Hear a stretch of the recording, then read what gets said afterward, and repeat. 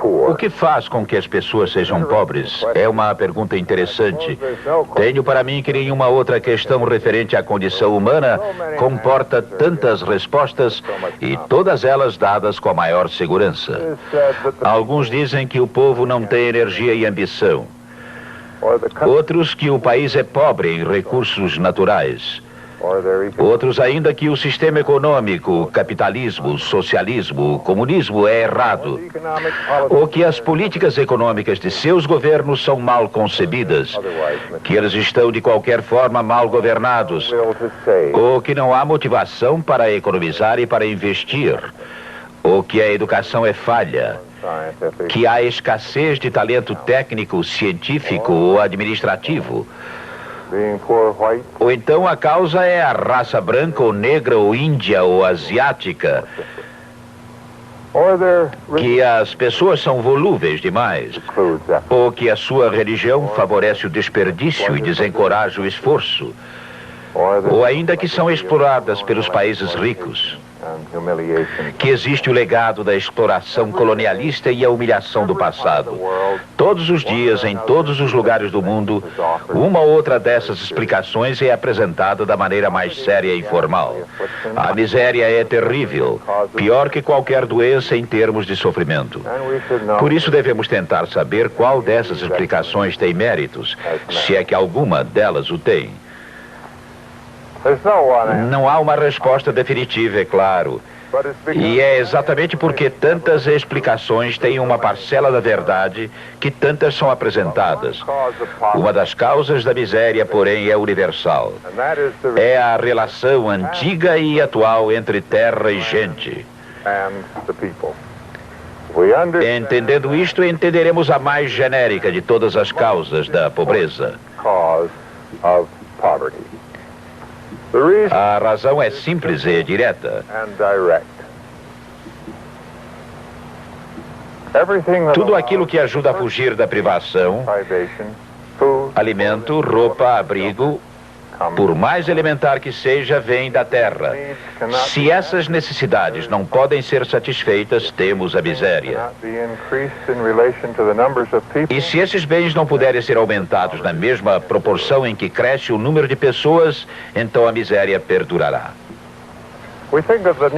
Geralmente pensamos que o Novo Mundo, as Américas, que tem uma boa relação gente-terra, são de modo geral promissoras. Isto está longe de ser verdade. Não há lugar em que a relação povo-terra tenha produzido resultados mais equivocados do que ao sul do Rio Grande, no México. E nem mesmo nas terras altas da Escócia ou na Irlanda aconteceu uma correção tão drástica como a dos nossos tempos no sul dos Estados Unidos. Mas vamos falar primeiro do caso do México.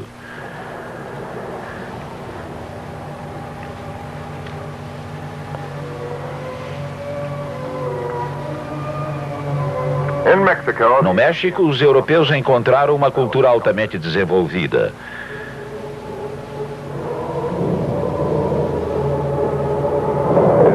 Nos anos que precederam Colombo, Tomacteman, a cidade dos astecas, tinha um esplendor raramente igualado na Europa.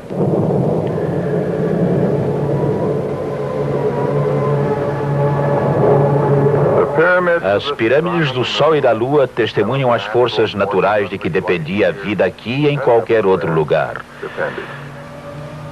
A sociedade asteca era dirigida por sacerdotes e mantinha uma nobre casta. Mas a base da pirâmide social era formada, como sempre, por aqueles que trabalhavam a terra. Ainda existem traços remotos dessa agricultura. O local onde hoje se encontra a cidade do México era em épocas passadas um lago. E dentro desse lago havia campos flutuantes, que ainda podem ser vistos aqui em Sachamecho. Essas fazendas aquáticas só produziam o suficiente para sustentar uma família. A cultura asteca não adotava plenamente o conceito da propriedade privada da terra, embora este tenha sido um conceito adquirido sem grande dificuldade pela humanidade ao longo da sua história. A terra era trabalhada cooperativamente e o que a autoridade dos deuses garantia e protegia não era a propriedade privada e sim o direito de participar, de compartilhar do trabalho e do alimento. A história da terra no México, nos 450 anos que se seguiram a Cortés, ilustra quase todos os aspectos da relação da terra com o povo e a pobreza.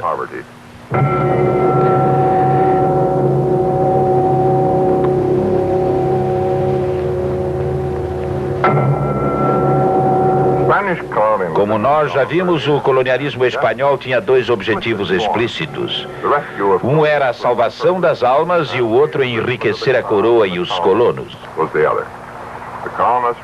Os colonos recebiam extensas áreas de terra e, juntamente com a concessão, lhes era dado o direito de ganhar dinheiro com os índios e explorar o seu trabalho. O feudalismo europeu foi importado para o Novo Mundo de maneira precisa e direta. A instituição clássica do feudalismo mexicano era a hacienda, a fazenda, uma instituição toda voltada para dentro de administração autossuficiente que dirigia sua própria força de trabalho. Essa hacienda se estendia até as montanhas que a circundavam. No México, a extensão da área era sempre mais importante que a qualidade do cultivo. Depois da independência de 1821, as haciendas cresceram ainda mais à custa das terras comunais.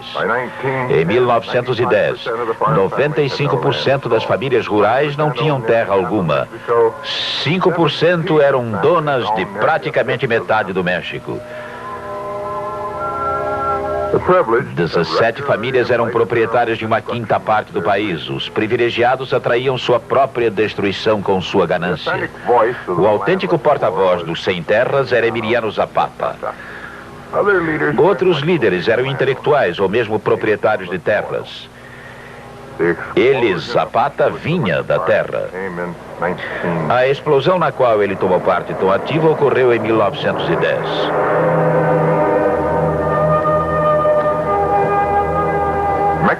Os mexicanos se orgulham de dizer que foi a primeira revolução do século XX. Não resta dúvida de que foi a primeira revolução filmada. E ela mudou não um governo, e sim uma estrutura social. A voz de Zapata clamando por terra e liberdade precedeu de 7 anos o slogan de Lenin sobre paz, pão e terra.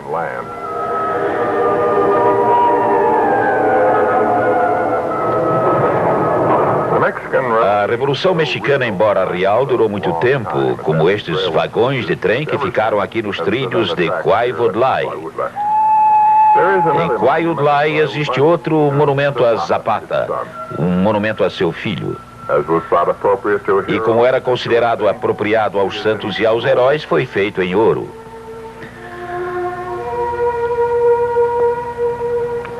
Na década de 30, grande parte da terra foi, por bondade, devolvida às comunas, aos ejidos. As imponentes casas das haciendas ficaram como símbolo de tudo que era odiado.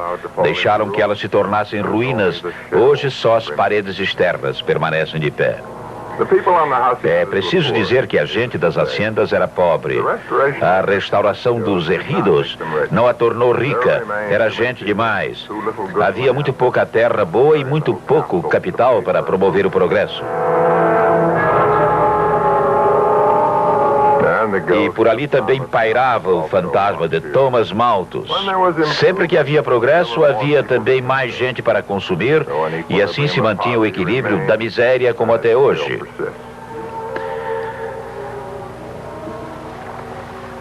É com esse problema que até hoje lutam o governo e o povo do México.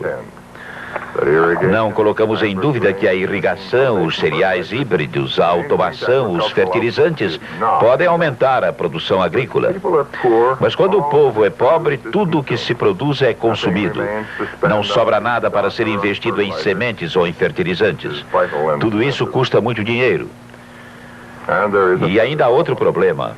As pequenas propriedades comunais se prestam bem ao idealismo social, mas servem mal ao cultivo mecanizado.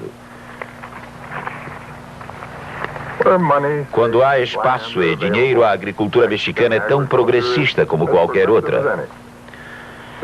A Revolução Verde foi feita aqui nas estações experimentais do México.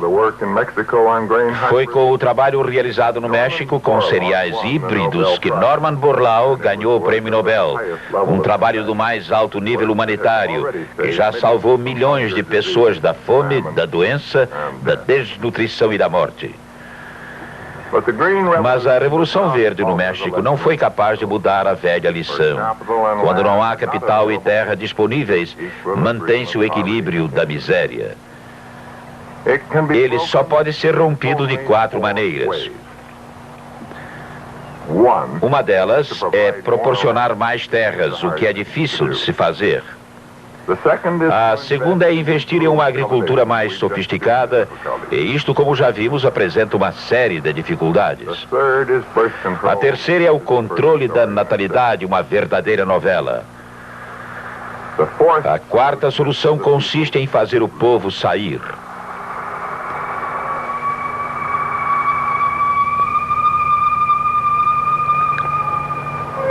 Mas sair é uma decisão individual, só o indivíduo pode resolver por ele mesmo.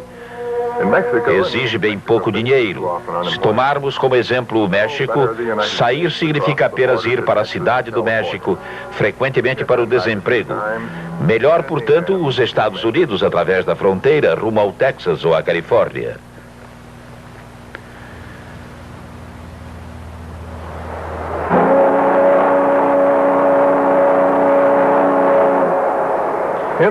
Às vezes o sujeito é mandado de volta, mas no final acaba conseguindo. Na região sul dos Estados Unidos, a lição terra versus povo continua. É um erro imaginar que o equilíbrio da miséria só é encontrado na história do terceiro mundo. Nele, entretanto, foi rompido o equilíbrio.